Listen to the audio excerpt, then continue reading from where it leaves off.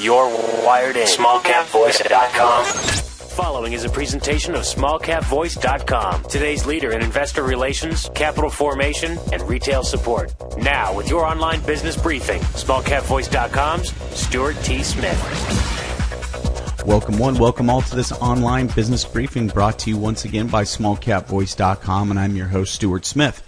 We're joined once again today by PositiveID Corporation. The company's traded under the ticker symbol PSID, and we are joined by the chairman and CEO of PositiveID, Bill Caragol. Bill, how are you today? I'm doing very well, Stuart. Thank you. Thank you so much for taking time out of your busy schedule to stop by and speak with us here at SmallCapVoice.com. And listeners, it's been several months since we've had Bill on the show. Bill, for those investors and listeners who may be new to the story, could you please give us a brief description on the company, PositiveID Corporation? Sure, Stuart. PositiveID is an advanced technology company with two areas of focus, one being in molecular diagnostics and the other being in medical devices for diabetes management. We currently have two very exciting developments on the molecular diagnostic side, as well as three technologies and products under development on the diabetes management side of our business. The one that has gathered a lot of attention recently on the molecular diagnostic side is our M-band product, or Microfluidic Bioagent Network Detection System, that was developed under contract with the Department of Homeland Security in preparation for the very large BioWatch opportunity that is currently being anticipated over the course of the next several quarters. Well, you mentioned you specialize in airborne biothreat detection systems. Can you talk a little bit more about M-band? I read it was recently featured in the Bloomberg Businessweek article. So if you would, tell us what it is, how it works, and where is it in the development cycle? Sure, Stuart.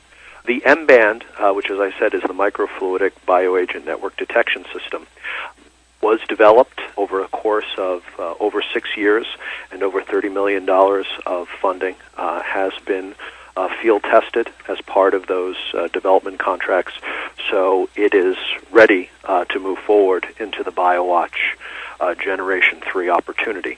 BioWatch Generation 3, and this was the story that you mentioned that was featured in Business Week, is a replacement for the current unautomated systems, manual systems being used in the BioWatch Generation 1 and Generation 2 programs, where air detection systems are placed at appropriate places within a geography and within a location, but they need to have a manual intervention, a technician go out to remove the sample, take it back to a lab, test it, and then report on it, a process which could take minimally 24 to up to 48 hours to be able to detect a biothreat, a weapon of mass destruction.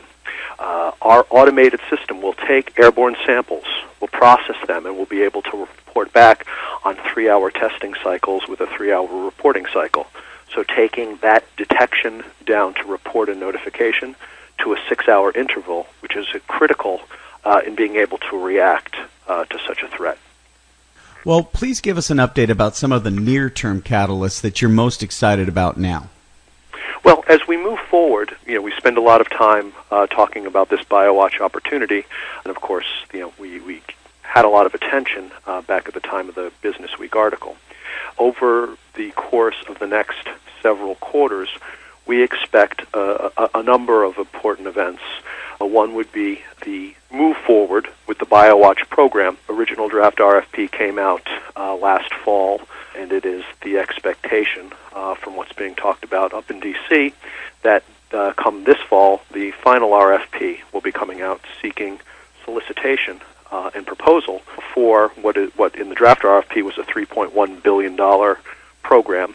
And between now and then, we expect to complete some of our strategic discussions with potential partners who we will be aligning with for that contract bid.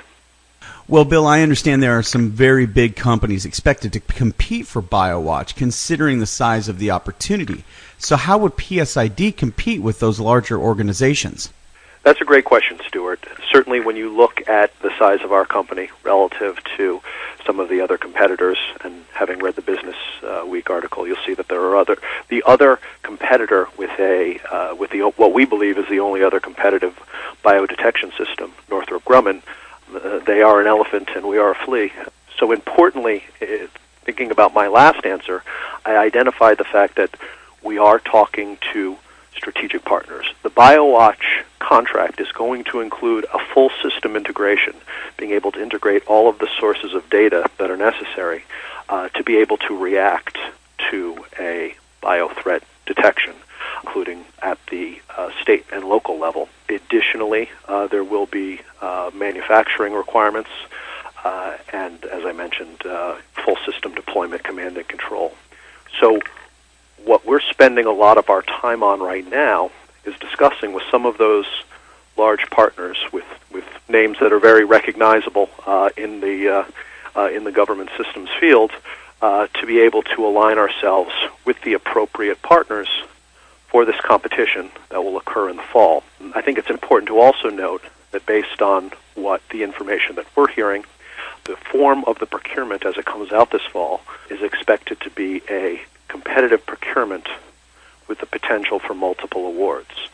So importantly, with only 2 biodetection systems that will qualify for the specifications required, we're highly confident that we'll have a key role in this opportunity as it rolls forward come this fall time frame.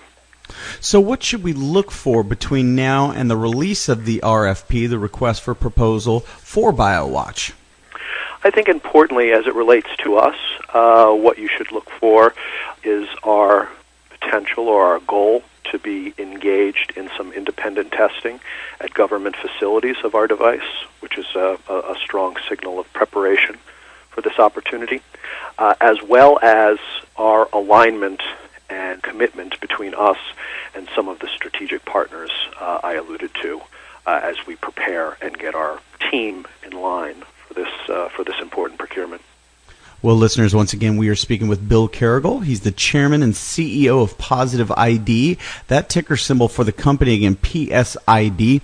I want to point out a press release, July 25th, 2012. At the bottom of that press release, right above the About section, there's a link to the Business Week article that we've been speaking about in this audio interview. I want you to take a look at that article. Lots of great information about the company available there and at their website, PositiveIDCorp.com. Well, Bill, is there anything else you think investors should know about PSID before we let you go today? Stuart, I think we got it all. We're very excited about what we've developed, and we're also very pleased with where we stand in progress in making sure that our alignment is perfectly situated as the BioWatch opportunity comes to market over the next several quarters.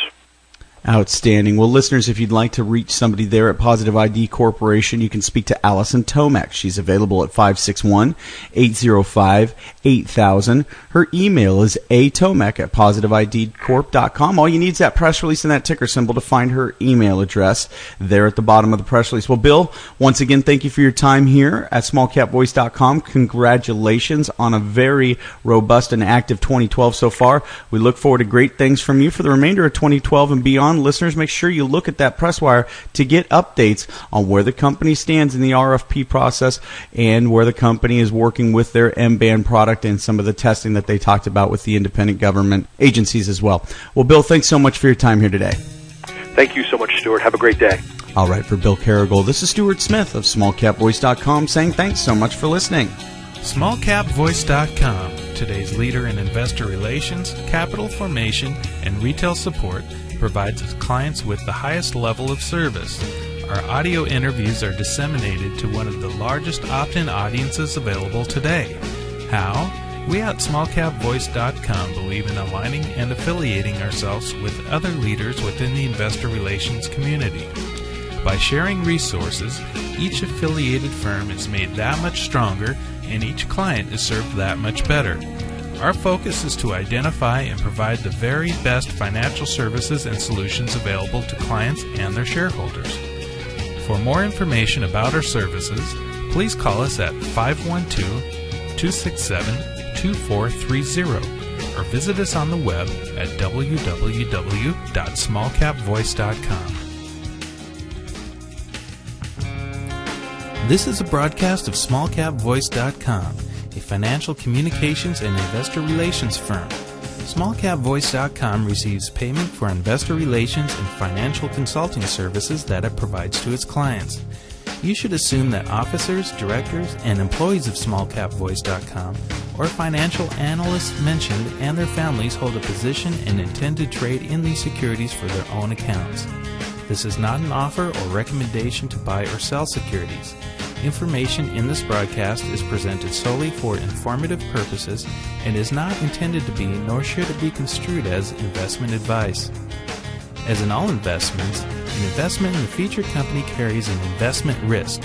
Listeners should review the company thoroughly with a registered investment advisor or registered stockbroker. This broadcast does not purport to be a complete study of the featured company or other companies mentioned.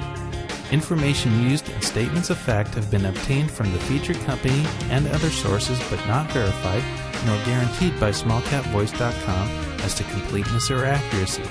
Such information is subject to change without notice.